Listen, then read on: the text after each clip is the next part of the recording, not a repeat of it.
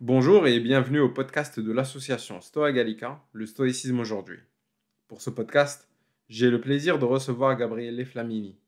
Gabriele est docteur en philosophie antique, auteur du livre Sur la route du devoir, le catéchon dans la pensée des stoïciens romains. Durant ce podcast, nous allons donc parler de ce concept central dans la pensée stoïcienne qui est le catéchon. Ce terme peut se traduire par ce qui convient, ou l'action convenable à notre nature, ou même le devoir. Gabriele va nous décortiquer ce concept et nous expliquer avec détail comment les stoïciens faisaient usage de cette idée. Bonne écoute. Bonjour Gabriele, comment ça va? Bonjour Ali, ça va bien et toi? Très bien, très bien. Merci d'avoir accepté l'invitation pour parler de ton travail. Merci de l'invitation. Évidemment, évidemment. On va parler de ton travail qui tourne autour de la notion de catéchone.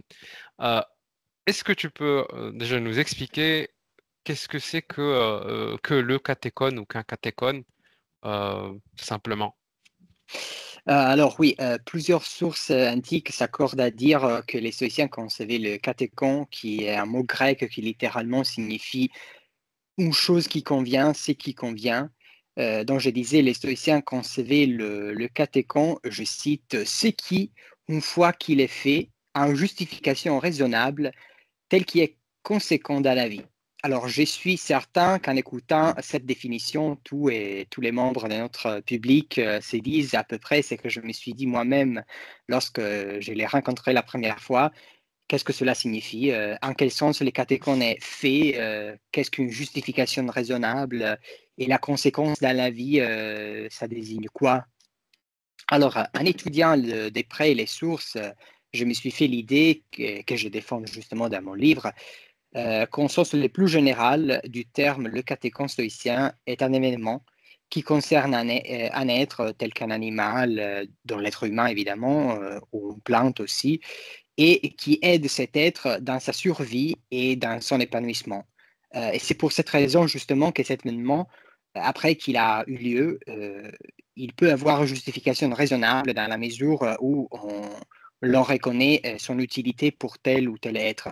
Pour en donner quelques exemples, afin que l'essence Oui. de cette notion soit plus claire, les stoïciens considéraient comme catéchon, par exemple, l'acte par lequel un animal se nourrit, se protège ou se reproduit, mais aussi les processus qui se passent dans notre organisme et sur lesquels nous n'avons pas un contrôle, comme par exemple la circulation du sang ou le fonctionnement de nos organes.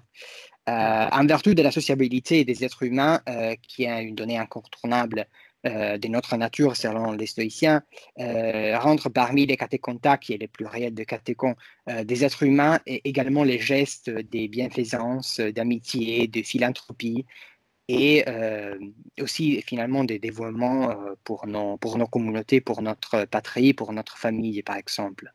Donc en fait, tout peut être un catéchon, j'ai l'impression. Parce que si même des choses qui ne dépendent pas de nous sont des catéchons, comment est-ce qu'ils peuvent être appropriés selon la définition? Alors, effectivement, ce qui rentre dans cette définition, je l'ai dit, c'est tout processus qui nous regarde et qui nous fait du bien, d'une certaine mesure, donc aussi justement la circulation du sang, le fonctionnement des organes.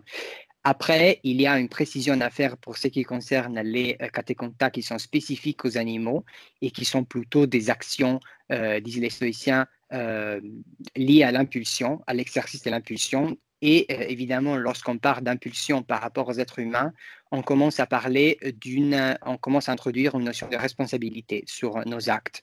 Donc finalement, les catéchontacts qui concernent et qui intéressent davantage les stoïciens, c'est évidemment les catéchontacts en tant qu'action que nous accomplissons avec notre impulsion et donc desquels nous sommes D'accord. responsables. D'accord, d'accord, oui, je comprends mieux. Et pourquoi est-ce que c'est un concept qui est important pour les philosophes stoïciens? Je pense qu'il y a au moins, disons, deux raisons pour lesquelles les catéchons est si important pour les stoïciens. Tout d'abord, une raison pratique. Les stoïciens, comme la plupart des philosophes antiques, ont une vision téléologique du monde, de la vie. Ça veut dire qu'ils pensent que chaque individu a une fin dans sa vie. Hmm. Pour les êtres humains, C'est-à-dire euh, un but, c'est ça? C'est un but, ouais, voilà, quelque chose où on arrive, c'est tout à fait. une destination. Tout à D'accord, fait. ouais. Et Mm. cette fin, cette destination, cette orientation de notre vie est d'être heureux. Et Mm. cela coïncide pour les stoïciens avec l'effet de vivre de manière vertueuse. Et Mm. concrètement, cela revient à dire qu'il nous faut accomplir une série d'actions vertueuses. C'est cela que veut dire vivre de manière vertueuse pour les stoïciens. Or, la notion de catéchon, comme nous venons de le voir, peut désigner justement, par rapport aux êtres humains, une activité qui nous aide dans notre développement, tantôt du point de vue de la vie matérielle, donc se nourrir, bien dormir, etc., tantôt du point de vue du point de vue de la vie sociale, donc contribuer au bien-être d'autrui, respecter les lois de notre État, etc., mais aussi pour ce qui concerne la qualité morale et donc la santé de notre âme et donc notre conduite vertueuse ou vicieuse, selon évidemment que nous agissons de manière juste, injuste, tempérante ou intempérante, prudente ou imprudente. Et c'est pour cette raison que c'est précisément en reconnaissant ces catécontas, et évidemment en les accomplissant, qu'un être humain devient capable d'achever une vie vertueuse. Je dirais Mm. tout d'abord comme première raison de l'importance du catéchon. Après, il y a une seconde raison qui est plutôt théorique et qui me permet de revenir sur un point qu'on vient de toucher. Mhm. Donc, étant donné que les catéchons concernent à la fois les êtres humains, les autres animaux et même les plantes, les catéchons jouent, pour ainsi dire, un rôle de raccord entre les différentes formes de vie. Je dis vie au sens large du terme parce que pour les stoïciens, les plantes ne vivent pas Mm. proprement parlé, mais les catéchons, par là, devient un présupposé de la sympathie universelle, ça veut dire de ce rapport intime qui relie toutes les entités du monde selon les stoïciens. Les catéchons est aussi une notion qui relève de l'éthique des stoïciens, on vient de le dire. Il la mobilise pour réfléchir d'abord sur les buts de la vie humaine, sur la destinée de la vie humaine, mais la définition que j'ai mentionnée fait appel aussi à des concepts physiques comme justement celui de vie, et aussi à des concepts logiques comme les concepts de justification raisonnable. Et c'est pour cette Mm. raison que les catéchons finalement s'avèrent également une notion qui est à cheval entre plusieurs parties du discours philosophique des stoïciens. Et il montre ainsi, je dirais, de façon paradigmatique la nature organique de ces discours qui revendiquent souvent. D'accord, d'accord, je vois. Donc, en fait, les catéchons, euh, ça contribue à cette destination ou enfin, cette évolution morale, ce cheminement moral personnel, parce que ben, euh, c'est ce qui détermine l'action juste ou convenable pour qu'on puisse atteindre, pour qu'on puisse être cet être moral et vertueux. Euh, c'est ça. Et Tout à ouais. fait, parce que finalement, notre destinée, notre perfection, c'est de vivre de manière vertueuse.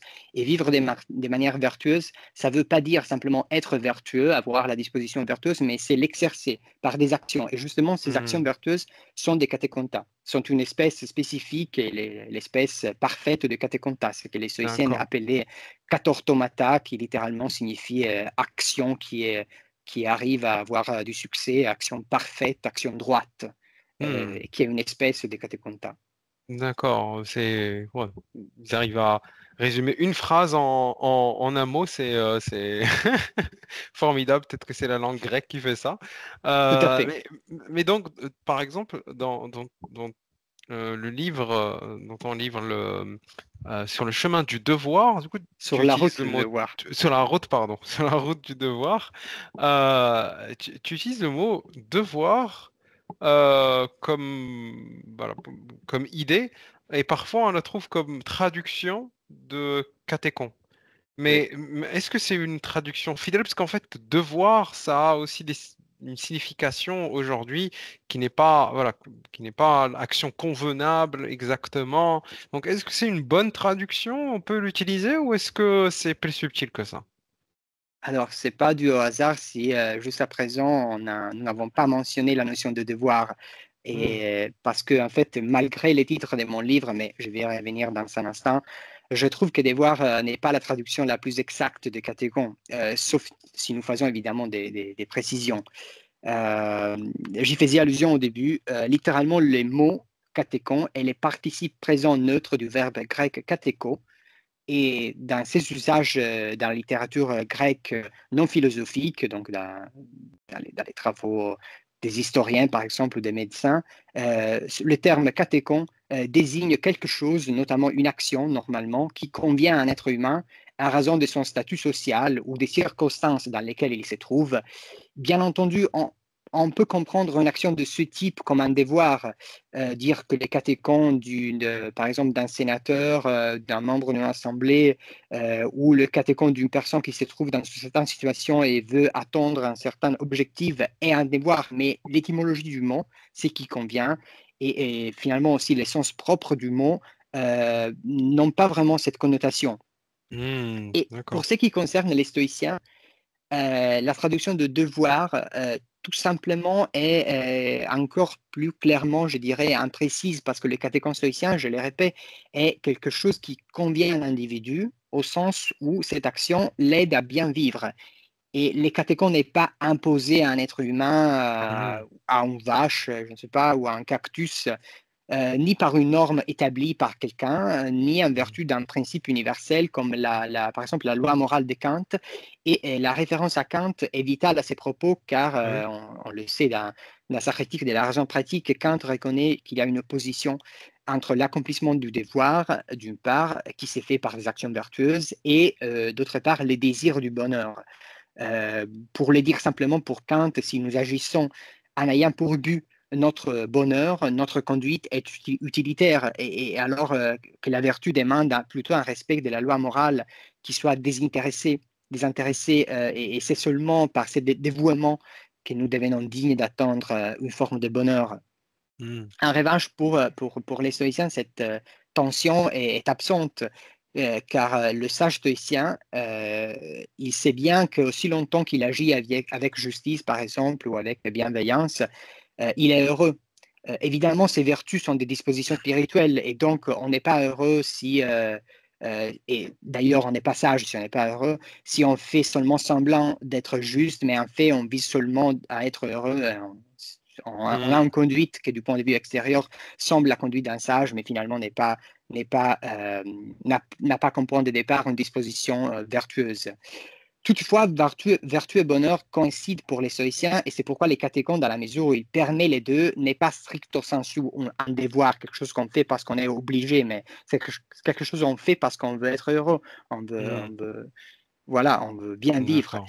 Euh, Pourtant, les catéchons deviennent tout à fait un devoir, à mon avis, au moment où les stoïciens admettent que la plupart des êtres humains ne sont pas conscients de ce qui constitue notre véritable bonheur, Mhm. ni par conséquent des actions qui nous permettent de l'attendre dans justement les catéchontas. Pour cette raison, les stoïciens s'évertuent à expliquer ces questions non convenables et nous exhorte à les accomplir. À mon avis, c'est dans cette perspective didactique, ou on peut dire parénétique, au sens où on fait une exhortation, que les catéchons deviennent un devoir, c'est-à-dire lorsque je ne sais pas ce qui est bien pour moi, et alors tu m'enseignes ce que je dois faire pour attendre mon bien. Mhm. Et avec mon titre sur la route du devoir, qui fait écho d'ailleurs à une phrase de Sénèque, j'ai privilégié cette perspective qui est en place centrale dans l'approche du catéchon des stoïciens romains, ça veut dire les stoïciens qui, comme Sénèque ou Épictète ou Marc Aurèle, ont vécu sous l'Empire romain, et entre le premier et les deuxième siècles de notre ère, et qui sont finalement les stoïciens qui nous ont laissé certains parmi les témoignages les plus riches sur le catéchon. D'accord, d'accord, je vois. Mais donc, le catéchon, ce sont des actions qui vertueuses ou morales, mais est-ce que c'est juste lié à de la moralité, c'est-à-dire que c'est juste des choses morales à faire, ou Non, c'est plus justement, compliqué que ça? je dirais que c'est plus compliqué que ça, justement, parce que tout d'abord, comme je le disais, les catéchons peuvent désigner aussi des processus végétatifs, ou même la conduite des animaux, qui évidemment, du point de vue stoïcien, n'a rien de moral, Mhm. mais il désigne aussi des conduites des êtres humains qui ne sont pas caractérisées du point de vue moral, comme justement toute activité dont on ne dit pas si elle est accomplie de manière vertueuse ou vicieuse. Ça veut dire, si je dis moi j'agis de manière juste, à ce moment-là, cette action est un catéchon qui est caractérisé du point de vue moral. Tout comme si je dis, moi j'agis de manière injuste ou de manière vicieuse tout court. Mais on peut classer comme catéchon aussi le fait, par exemple, de être là pour nos amis ou de se nourrir, de se bien nourrir. Et dans ces cas, évidemment, l'action, tout en étant une action spécifiquement humaine, n'a pas une valeur morale, n'a pas un poids moral. Évidemment, diraient les stoïciens, toute action relève d'une disposition et donc aussi le fait de manger finalement est un acte moral dans la mesure où on précise qu'on l'a accompli avec une vertu ou on l'accomplit avec un vice. Mais en tant que tel, si on dit juste cette personne s'est nourrie, pour survivre, cette personne a accompli un catéchon, mais ce n'est pas une action morale. D'accord, d'accord. Donc, mais si on ajoute par exemple si on dit quelqu'un mange, mais il mange ce qui lui fait mal à sa santé, par exemple, ça, on apporte un jugement moral sur et donc c'est un catéchon qui a un caractère moral. C'est plutôt une action qui est contraire au catéchon, ça veut dire une action qui est inconvénable du point de vue, D'accord. disons, matériel, parce qu'évidemment, si on mange mal, on Hmm, endommage soi-même et donc hmm, on ne peut pas dire qu'on s'empêche d'être vertueux parce qu'on sait que pour les stoïciens, la vertu, c'est juste une question de disposition, c'est pas une question de bien-être physique, mais ouais. évidemment, si on n'est pas en santé physique, son parcours vers le bonheur spirituel est un péché au moins. Mais d'ailleurs, si on précise qu'on mange en ayant vu sa propre maladie, par exemple, ou on est conscient quand même de manger mal, à ce moment-là, oui, je dirais qu'on est en train d'agir de manière pervertie par rapport à la nature humaine, et donc même si de manière indirecte, on est en train d'accomplir une action qui est contraire au convenable du point de vue de la Hmm, disposition, justement. Il y a aussi effectivement des actions que les stoïciens ne caractérisent pas explicitement du point de vue moral, mais hmm, qu'ils considèrent comme des actions vicieuses, hmm, comme par exemple voler. Parce que effectivement, si on accomplit un vol, c'est pas simplement l'acte de prendre quelque chose à quelqu'un, mais c'est l'acte de prendre quelque chose à quelqu'un avec l'intention explicite, consciente de l'endommager. Et donc, à ce moment-là, on accomplit une action qui est contraire à la nature sociable de l'être humain. Et c'est pour cette raison les sociétés la considéraient comme une action vicieuse, pas hmm, seulement une action qui n'est pas convenable du point de vue, disons, hmm. matériel. Ouais, d'accord, d'accord. Donc c'est l'inverse même de ce que peut être un catéchon. D'accord. Oui. Et donc en disant cette question de ces actions convenables ou pas convenables ou vicieuses, comment est-ce qu'il détermine ce qui est convenable à l'être humain? Euh, il- c'est quoi le critère qui fait que quelque chose est convenable et autre chose n'est pas convenable? Alors, c'est une question très pertinente, donc merci beaucoup de l'avoir posée. Effectivement, les stoïciens ont proposé plusieurs démarches pour accomplir ce qu'ils appelaient la découverte du convenable, pour utiliser justement leur lexique. Donc, il y avait par exemple Ariston de Chios, qui était un stoïcien, un disciple du fondateur de l'école Zénon de Kition, donc on est à peu près au IIIe siècle, début du IIIe siècle avant Jésus-Christ, Hmm, qui soutenait que finalement les catéchons est les résultats de la délibération du sage, qui dans chaque situation, il sait très bien comment se comporter, et donc il y a pas vraiment de règles pratiques pour le d'accord. sage, simplement il comprend en analysant la situation. Ouais. Comme il est Il a sage, il fait oui, forcément ce qui est approprié. il a ce qu'il a appelé la vivacité d'esprit, qui lui Bien permet de sûr. comprendre dans chaque situation comment il faut se comporter. Et on dirait que donc pour Ariston, la personne qui progresse vers la sagesse, il doit fréquenter des sages et les imiter, évidemment pas comme un perroquet, mais en essayant de D'accord. comprendre quelle est la motivation, quelle est la disposition qu'ils mettent en acte, les sages. D'accord. Mais comme il n'y D'autre a part, pas de sage, et comme il voilà, n'y c'est a ça pas. le problème. Voilà, voilà. Justement, comme l'écrit Sénèque, il y a le sage, il est plus rare que la phénix. Il y en est né un chaque demi-siècle. Et donc, heureusement, il y a des stoïciens. et pas seulement des stoïciens, parce qu'effectivement, la notion de catéchon a été improntée bientôt aussi par les autres écoles. Et je disais, il y a d'autres personnages qui ont proposé d'autres approches à la question de la découverte, de la détermination du convenable. Donc, il y a d'une part ceux qui, disons, ont pris la position exactement opposée par rapport à celle d'Ariston. Ça veut dire, pour Ariston, il n'y a pas de règles.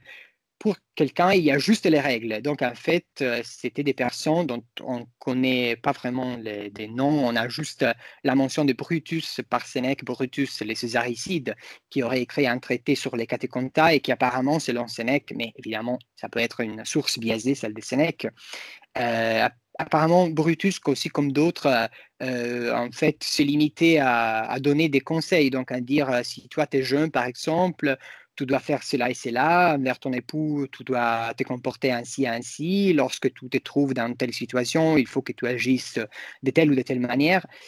Finalement, la plupart des stoïciens semblent plutôt avoir trouvé une position intermédiaire entre les deux et avoir élaboré, disons, des techniques qui prennent en considération plusieurs facteurs, essentiellement 3 types de facteurs, et à partir de ces techniques, on peut avoir des règles de base à partir desquelles on peut élaborer une méthode pour déterminer dans chaque circonstance précise comment il faut se comporter. Ces 3 facteurs sont d'abord, disons, l'environnement matériel dans lequel on se trouve et qui comprend les objets, les éléments qui m'entourent et qui ont quelque rapport avec ma conduite possible. Donc, par exemple, le fait que je me trouve dans un bâtiment qui a certaines caractéristiques, il fait jour, par exemple, devant moi, j'ai mon ordinateur. Un autre aspect dont il faut tenir compte, selon les stoïciens, pour bien déterminer nos catéchontas, c'est nous-mêmes. Nos talents spécifiques, nos caractéristiques physiques, psychiques, nos souhaits, par exemple. Et une troisième caractéristique, troisième chose dont nous devons tenir compte pour déterminer notre catéchon, c'est nos relations avec autrui et la manière dont notre conduite va les affecter. Or, la plupart des stoïciens s'avèrent combiner ces 3 volets dans leur traitement de la question de la découverte du catéchon.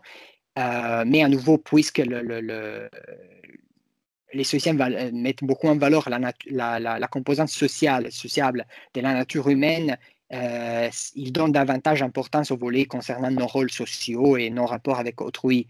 Cela concerne en particulier Sénèque, Épictète et Marc Aurèle. D'accord, je vois. Donc j'aime bien cette partie de, en fait, il faut prendre en compte nos, enfin, nos relations avec les autres, parce que je trouve que forcément ce qui est convenable de faire, enfin, beaucoup de choses, ce qu'on peut dire est convenable de faire, euh, va être très lié aux personnes avec qui ces actions-là, parce que l'action ou la discipline de l'action, euh, c'est forcément avec ce qui nous lie aux autres, et ça. Et donc, comment est-ce que, justement, est-ce qu'on peut creuser un peu plus cette partie de euh, qu'est-ce qu'un catéchon, qu'est-ce qui est convenable euh, par rapport aux autres êtres humains, c'est-à-dire à ceux aux gens qu'on fréquente. Oui, bien sûr, tu l'as bien compris, c'est vraiment un type de catéchonta qui est énormément important pour les stoïciens. Apparemment, depuis les débuts, il classait comme catéchonta propre aux êtres humains justement le fait de prendre soin de ses parents, de ses proches, être là pour ses amis, se dévouer à sa patrie, juste au point d'être prêt à se sacrifier, à sacrifier sa vie. Mm. Et c'est les points qui effectivement est souligné tous les temps par les stoïciens romains, qui justement mettent en avant cette considération de nos rapports à autrui et de nos rôles sociaux, que c'est un peu les 2 faces de la même médaille, dans la délibération sur l'action convenable. Et finalement, on a l'impression que pour les stoïciens romains, mais je dirais plus en général, plus pour les stoïciens, ce qui caractérise l'action des êtres humains du point de vue, disons, concret, en plus, évidemment, idéalement, de la conduite, disons, de la disposition vertueuse, c'est justement que c'est une action qui tient compte du contexte social où l'on se trouve.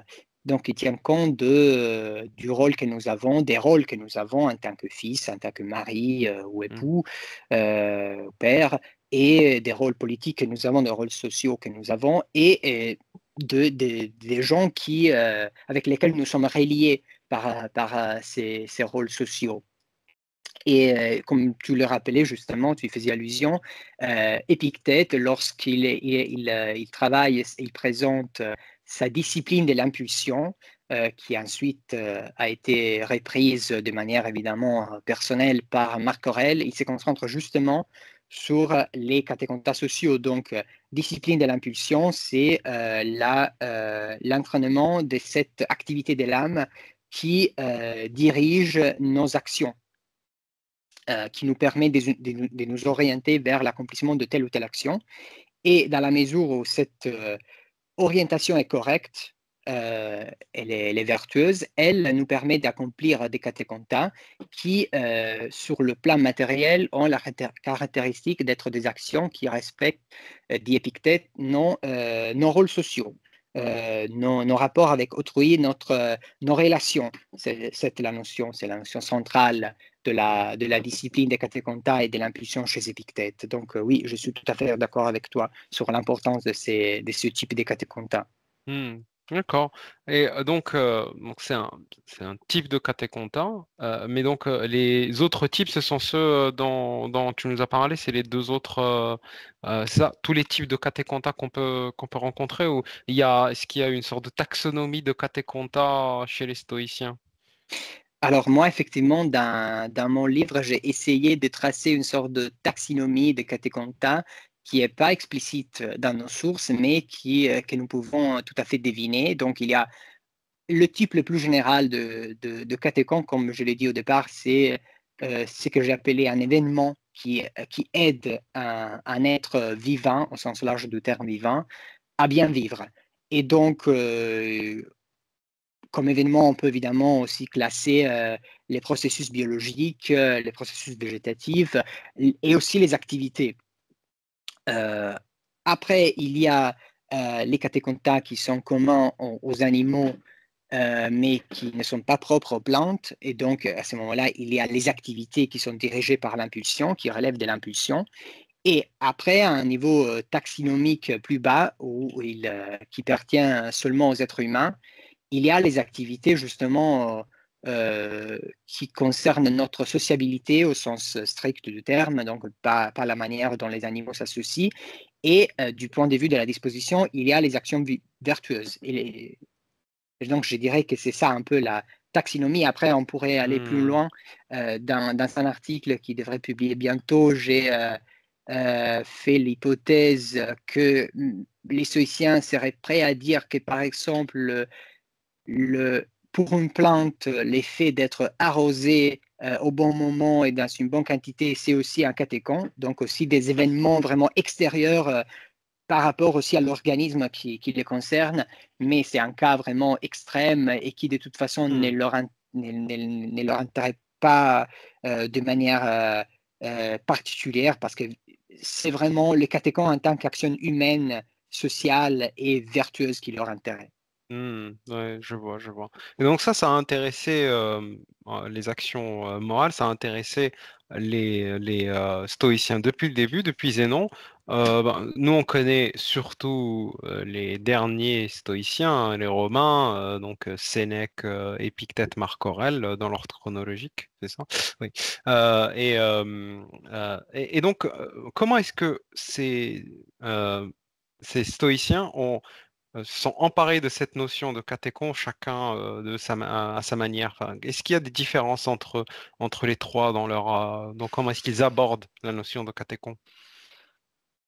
Alors, je pense que la notion de catéchon n'a pas tellement changé du point de vue conceptuel dès les débuts de l'école et au moment où elle a été, disons, élaborée jusqu'à l'époque de Marc Aurèle. Elle peut s'être sûrement affinée au cours des siècles, surtout dans les cadres débats et des dialogues entre les stoïciens, parmi les stoïciens et entre les stoïciens et les représentants des autres écoles philosophiques, notamment les académiciens, les épicuriens, mais je dirais que son noyau est resté presque invarié. Ce qui différencie les trois penseurs que tu viens de mentionner, donc Sénèque, Épictète et Marc Aurèle, et qui, je dirais, différencient un peu, caractérisent de manière individuelle presque chaque stoïcien, et surtout leur posture face au catéchon, qui dépend certes de leur manière individuelle de s'approprier la philosophie stoïcienne, mais également des sources que nous avons. Je le rappelle brièvement, Sénèque écrit des lettres probablement littéraires et des traités, ou petits ou grands traités, dont il écrit justement un traité sur les catéchonta, qu'il intitule De Officiis, donc Officium, la traduction latine depuis Cicéron de catéchon. Mais malheureusement, cet ouvrage de Sénèque est perdu.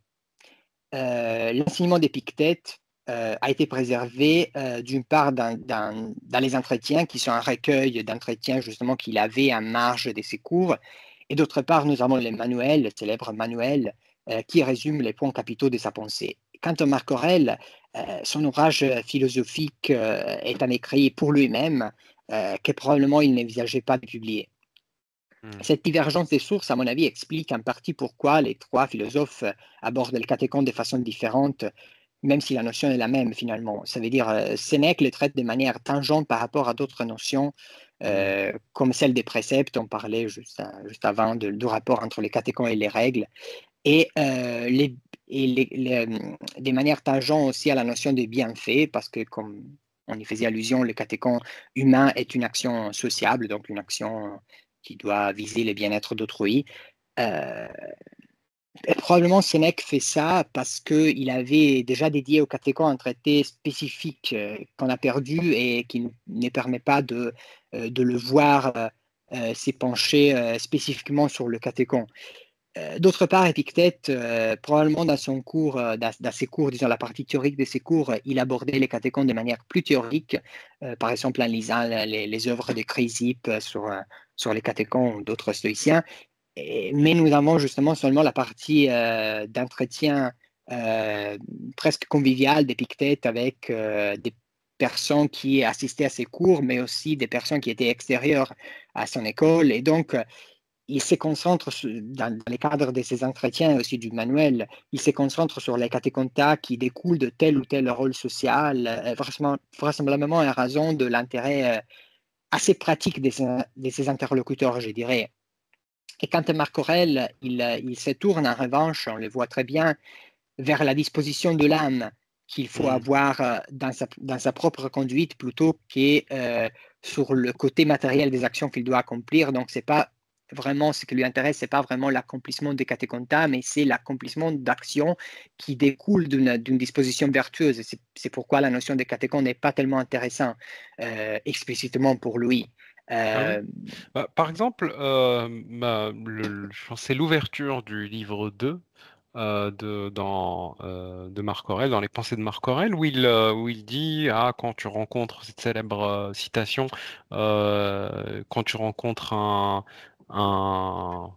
quelqu'un de mauvais, tu rencontreras aujourd'hui quelqu'un de mauvais, donc ne fais pas attention, ou voilà, je résume un petit peu, Oui. parce que la citation m'échappe. Mais donc ça, c'est pas ce qui pourrait être vu comme un catéchon, c'est-à-dire le fait de savoir bien se comporter face à quelqu'un qui est pas, enfin, qui se comporte mal. Oui, il est tout à fait un catéchon, mais ce que je voulais dire, c'est que chez Marc Aurèle, le terme catéchon n'apparaît pas et les caractéristiques spécifiques du catéchon n'apparaissent pas si souvent, justement parce que ce qui lui a intérêt, je dirais même dans la citation que tu viens de résumer, c'est l'attitude qu'il faut avoir envers les autres, pas tellement les actions précises qu'il faut avoir, mais la disposition psychique, la disposition de l'âme D'accord. qu'il faut avoir lorsqu'on interagit avec les autres, en accomplissant après telle ou telle action précise, mais finalement, évidemment, pour Marc Aurèle, ce qui est le plus difficile à attendre et ce qui est le plus difficile à attendre pour tout le monde, selon les stoïciens, c'est la disposition qu'il faut avoir. Et c'est sur cela qu'il se concentre. Et donc, il a, je dirais, une perspective plus abstraite que celle de Catécontin, même si finalement, cette perspective englobe aussi les Catécontins à un niveau plus concret. D'accord, je vois, je comprends. Et Épictète, oui, je vois pourquoi il se concentre, enfin, quand il se concentre sur ce qui est par rapport à notre rôle dans la société, comme par exemple quand il parle de il faut que tu prennes soin de ton frère ou de ton père, et puis l'autre lui dit, ah non, mais c'est mon père est mauvais ou mon frère est mauvais, et lui dit, oui, mais c'est ton père, il faut quand même, ou c'est ton frère, il faut quand même que tu prennes soin de lui. Et donc ça me paraît clairement comme un catéchon, parce que ce qui est convenable de faire, quel que soit, enfin, moralement, il est convenable de prendre soin de son proche parce que c'est son proche, quelle que soit l'attitude de ce proche. C'est bien ça.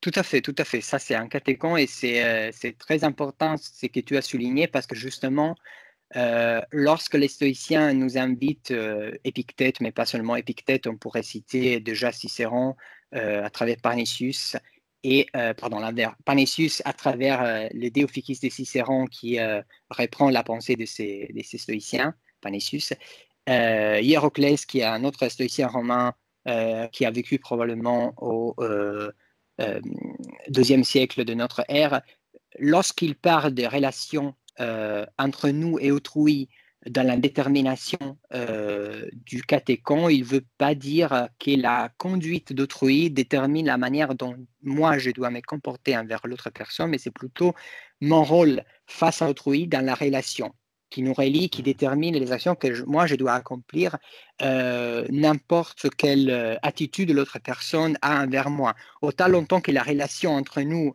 existe, moi j'ai mon rôle et afin de le respecter, je dois accomplir certaines actions, indépendamment de la conduite d'autrui. Et donc, et ces actions, c'est ça les actions convenables, c'est ça Oui, tout à qui fait. est catéchon. D'accord, très bien. Et donc ça, c'est un concept antique. Est-ce que d'ailleurs on retrouve ce concept tu dis déjà qu'on le retrouve dans d'autres écoles que l'école stoïcienne, mais est-ce qu'on le retrouve depuis, c'est-à-dire depuis l'Antiquité, au travers de différentes philosophes qu'on a eu, tu as parlé de Kant par exemple, qui a peut-être une notion beaucoup plus stricte de ce qui est convenable. Alors, effectivement, la notion de catéchon, comme je le disais, a été empruntée par les autres écoles dans l'Antiquité, parce que c'était une notion très efficace, comme d'ailleurs pas mal des notions stoïciennes qui arrivent à rendre technique un concept qui était un peu un nuage avant leur conceptualisation. Euh, Depuis l'Antiquité, je dirais que c'est surtout grâce à Cicéron que les concepts stoïciens a survécu. Cicéron, comme je le disais, a adapté ou s'est inspiré de ce stoïcien Panessius pour écrire son ouvrage De Officiis sur les Mhm. devoirs, on pourrait traduire. C'est la traduction la plus Mhm. courante. Et le traité de Cicéron a été lu par, partout, en fait, pendant l'Antiquité tardive, après le Moyen Âge. Et ça a été récupéré, par exemple, par Saint Ambroise lorsqu'il a écrit son De Officiis Ministeriorum, donc sur le devoir des ministres, du culte, évidemment. Et Donc cet chrétien, ouvrage, c'est oui, ça. tout Ouais. à fait, c'est Mhm. une... alors, on peut pas dire, disons, trop simplement que c'est une adaptation chrétienne du concept cicéronien ou stoïcien, mais c'est effectivement une reprise de cette notion qui est adaptée au contexte chrétien. On a une Mhm. situation pareille avec un autre membre de l'Église, disons, Saint Martin de Braga, qui a écrit aussi une formule de la vie honnête qui probablement s'inspire en moins partie au De Officiis de Sénèque, mais où à nouveau on trouve cette notion traitée de manière assez proche par rapport à celle de Cicéron du point de vue structurel, je veux dire. Et après, on arrive D'accord. justement à Kant, qui en formulant sa sa philosophie morale, a bien lu l'ouvrage de Cicéron dans son traduction qui avait été fait il y avait quelques années à la fin du XVIIIe siècle. Et donc, il a élaboré finalement sa notion de devoir. On ne peut pas dire en se confrontant directement avec les stoïciens, mais sûrement il connaissait au moins la présentation cicéronienne de la notion de catéchon, et donc on peut effectivement comparer la perspective kantienne avec celle des stoïciens, même s'il y a toutes les différences auxquelles je faisais allusion à partir justement de cette divergence qu'il y a chez Kant et qu'il n'y a pas chez les stoïciens entre l'accomplissement du devoir et l'attente du bonheur ou l'espoir du bonheur, justement. D'accord. Et aujourd'hui, donc on en vient aujourd'hui,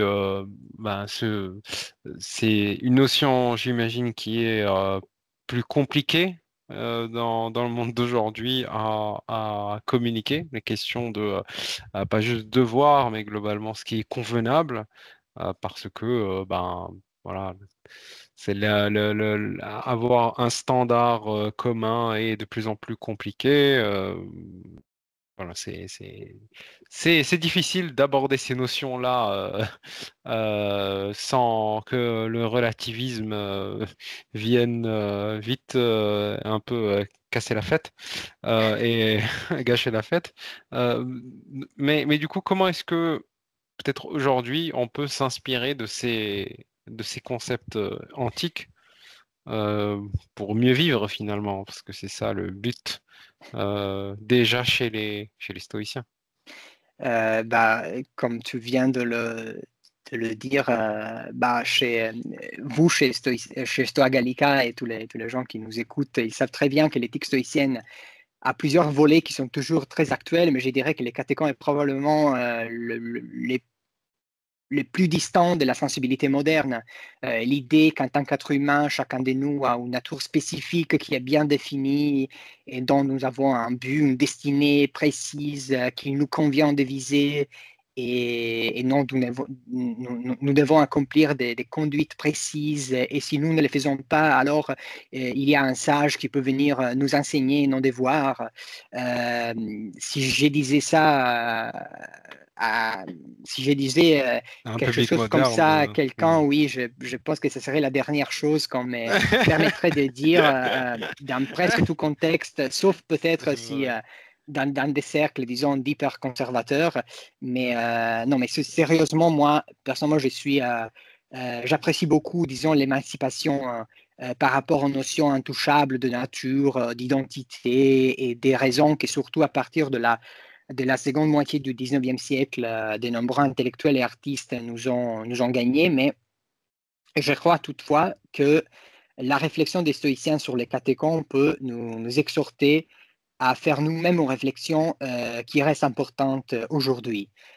À la vie des stoïciens, j'y ai fait allusion, il n'y a pas de règles strictes qui nous disent comment nous conduire dans chaque situation de notre vie, mais c'est à nous de comprendre comment il nous convient d'agir en faisant attention à ce que nous sommes, à la situation dans laquelle nous nous trouvons, à autrui et finalement à l'impact que nos actions auront sur nous-mêmes, sur les autres, sur le monde. Et la même attitude nous concerne lorsque nous parlons des autres, évidemment, et Épictète le dit très, très clairement. Nos jugements doivent tenir compte de plusieurs facteurs et n'est pas se baser sûrement sur les apparences, pire sur nos apparences, non sur nos impressions. Autrement, nous faisons du moralisme autoréférentiel. Et je trouve que c'est toujours très pertinent de parler d'une part aujourd'hui de mettre cette emphase sur l'attention constante qu'il faut avoir dans l'action et dans le jugement, et dans le jugement justement d'avoir cette attitude de, je dirais, moralité contextualisée par rapport aux autres, par rapport à leur situation et à notre point de vue aussi. Et d'autre part, aussi le fait de nier qu'il y a des recettes simples pour le bonheur ou pour les stoïciens diraient pour la vertu, qui c'est aussi une notion qui a perdu un peu son charme, on peut dire pour l'honnêteté ou l'intégrité morale. Oui, d'accord. Oui, c'est vrai que la vertu, c'est plus un mot qu'on peut juste sortir comme ça au milieu d'une phrase sans que tout le monde nous regarde un peu bizarrement. Heureusement qu'il y a la communauté Stoa Gallica pour comprendre ce qu'on veut dire. Euh, Très bien. Et donc, enfin, voilà, on peut reprendre un peu cette notion-là pour savoir, hein, pour se dire à soi-même ben, qu'est-ce qui est convenable de faire aujourd'hui selon les circonstances d'aujourd'hui. Euh, mais du coup, comment concilier en fait cette question de bah, liberté individuelle et bah, obligations sociales qui sont bah, en fait voilà, ces deux notions qui sont aujourd'hui très très débattu, enfin relativisé ou absolutisé, voilà. Enfin, je parle absolutiser la liberté individuelle et relativiser les obligations sociales en général. Enfin, c'est la tendance actuelle de notre ère. Enfin, voilà, hein. Je ne juge ni bon ni mauvais, juste que c'est la tendance, c'est la tendance aujourd'hui. Et donc, comment est-ce que le catéchon peut rentrer là-dedans, à ton Euh, avis? Bah, tu me demandes de me charger quand même d'une responsabilité importante, mais Si tu ne veux euh, pas répondre, je comprends non, tout non, à non, fait parce que je- je sais que c'est très très compliqué comme question, surtout aujourd'hui. je vais essayer quand même d'avoir le courage de répondre. Donc, moi, je crois à nouveau que là où nous voyons une distance et donc une potentielle tension ou opposition, les stoïciens voyaient une harmonie idéale. Et cette perspective, évidemment, peut nous aider à mieux réfléchir, réfléchir d'un point de vue supplémentaire sur la question. Je dis une harmonie idéale pour les stoïciens parce que le rapport entre liberté individuelle et obligation sociale, de leur point de vue, normalement, ne devient problématique que pour ceux qui mal comprennent l'une ou l'autre chose, ou bien le deux. Ça veut dire ceux qui croient, par exemple, que la liberté individuelle est une licence absolue d'agir à son gré et que les obligations sociales ne sont que des fardeaux qui nous sont imposés par des gens qui, par là, souhaitent exprimer leur pouvoir. Dans la perspective stoïcienne, ces idées sont largement inexactes. Ces définitions de liberté et d'obligation sociale, dans la mesure où, d'une part, notre marge d'arbitre est limitée. On le sait bien, est limitée à nos actes psychiques dans la physique déterministe des stoïciens. Et donc, finalement, notre liberté se limite à nos impulsions, nos jugements, et pas à nos actions dans le monde ou à notre intervention, ou moins encore à notre destinée au sens large. D'autre part, les obligations sociales, ce qui les sont véritablement, visent les bien-être des communautés. Mhm. Puisque, comme nous l'avons dit plusieurs fois, la nature humaine est intrinsèquement sociable pour les stoïciens, c'est alors les stoïciens un bon exercice notre liberté, qui est d'ailleurs la seule forme de liberté que les stoïciens admettent, demande le respect de nos obligations sociales. Donc, nous ne pouvons atteindre notre bonheur et exprimer notre liberté comme nous le souhaitons en individu qu'en coopérant au salut de nos communautés, justement en respectant les lois, en respectant les obligations.